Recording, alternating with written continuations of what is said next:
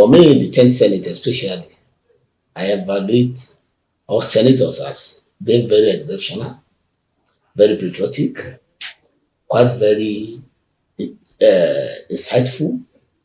And then, if I may be permitted to use the word energetic, because even the younger the Senate, when it became very pertinent and very necessary for us to even stay for long hours in order to do a lot of legislative duties, especially when we were screening the senior appointees and service chiefs. There were so many times that we were in the Senate chamber up to 9:10 p.m. And then Fridays and Saturdays, which were not part of our legislative days, and we were there, meaning that from Monday to Sunday of a week, 7 days of the week, spending several hours sitting down in the chamber, screening, confirming, talking about how we can have progress in Nigeria. And even when there was very, very serious challenges, security challenges in Nigeria, and that we have to engage the service chiefs, and we have to do a lot to bring the executive putting their feet on fire that, yes, Nigerians must sleep with their two eyes closed.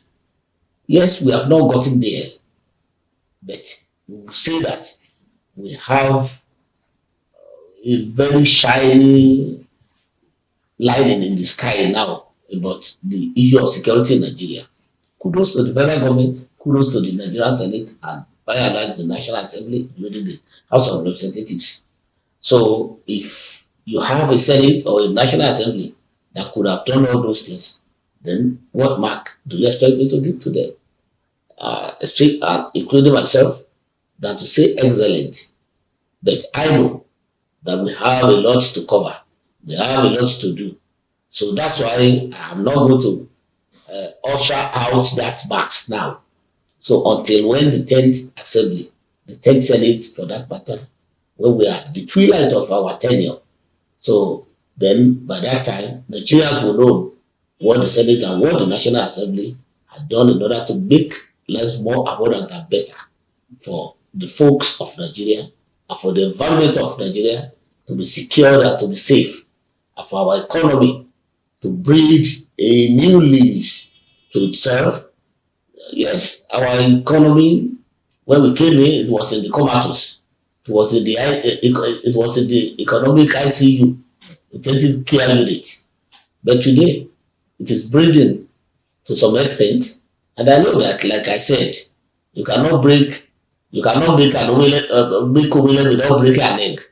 So the egg has been broken, then the omelette is the making. And I'm very sure by the grace of God, all Nigerians are going to be served that delicious and that very, very nourishing omelette at it, and we will be better for it.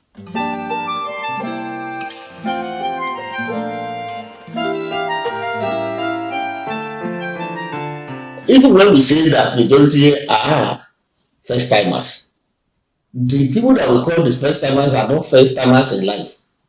They are not first timers in experiences of life and then what goes on into life and even relationship again. So many of us, for example, myself, I had been in the House of Representatives before I came into the Senate. We have many like that. Many had been ministers before. Many have been governors before. Many have been captains of industries before. Many have been appointees of government before. So we can't say they are first timers in experience, in knowledge, and in leadership. So our coming to the Senate, the only thing we can say is that the crucibles, the technicalities about not making the where it goes from first reading, second reading, third reading, and all sorts, all those terminologies might be very strange to those people that will be say first timers. But the gregarious attitude and then the togetherness of senators and then our understanding of each other could not be said to be first time in nation. So we joined together, we bonded very easily and very early, and so soon in the tenure of the 10th Senate. And so for now, you can hardly notice who is coming in first time or who is coming third or fourth time. But in the tradition all over the world, we always give precedence to those people who have been there earlier than the others. That is what we call ranking.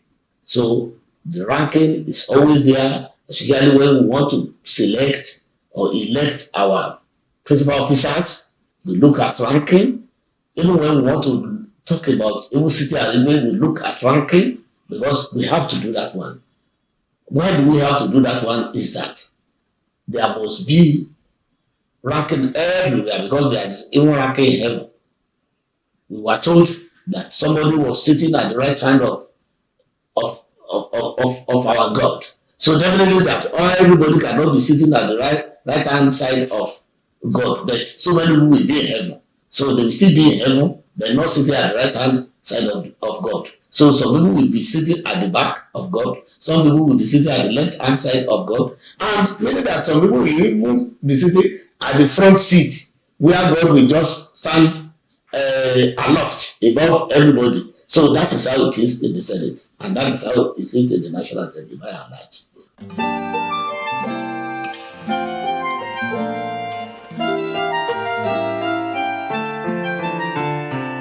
In the last one here, when we came in, because we were saddled with so many functions, and then the legislature in Nigeria, as far as we know, and constitutionally, we know that we have three-pronged functions. One, lawmaking. Two, oversight functions. Three, to advocate for our constituents. We go to our constituents, talk to them, ask from them, what do they want, then advocate for them from the federal government, and ensure that they have the fair share of the dividends of democracy, either through us or from us, or by us, or with us. So we do that one. Then we do oversight functions over the executive and other arms of government, even the judiciary. So because we appropriate for the other arms of government. So we have to know when we appropriate, we have to monitor. We have to ensure that what we have appropriated are equitably used to the benefit of all Nigerians. So then lawmaking. So we do either bills, motions, at times considering public petitions or private petitions. So we do all those things. And then in the Senate, extraneously, we do screening, service chiefs, ministerial appointees, other appointees that are statutory in the commissions and so forth through and from the federal government. So those are the areas where we function. And then within the last 1 year, we have been doing all this. Pertinently, lawmaking, we have done about 480 bills. So 42 of those bills have become acts now, laws now. We have done about 300 motions. We have sent about 220 of that one to the executive and to the other arms of government for execution. We have about 43 bills pending now for public hearing. We have not less than 211 bills again for first reading. So we have a lot of this going within the 1 year of our being inaugurated at the 10th Senate. And like I said, apart from the oversight functions that we have, that we do, and apart from the screening, then our engagement with the critical sectors of either economically, security-wise, sociological-wise, politically-wise, we have been doing all those ones. And then you know that, like I said, at the session, we are saddled with giving the president, the executive arm of government, those people that will work with him, that we call the ministers. We screen them, we did all those things, the service chiefs, including the police, we did that. Then all other executive nominees that come from the executive, we did all those ones.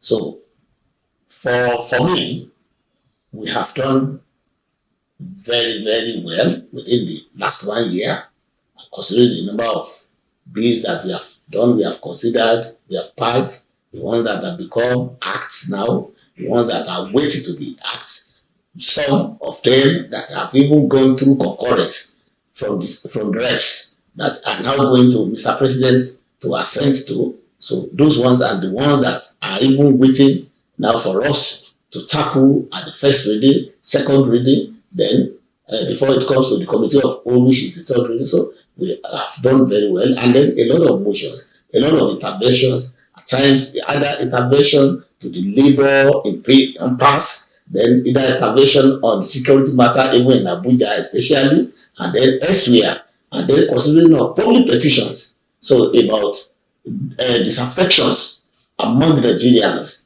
So either corporate disaffection, public disaffection, private disaffection, and so on and so forth. So we have been considering all those ones. So I can say that the Senate, by and large, this 10th Senate have been up and doing, and then we have done very well in all these aspects.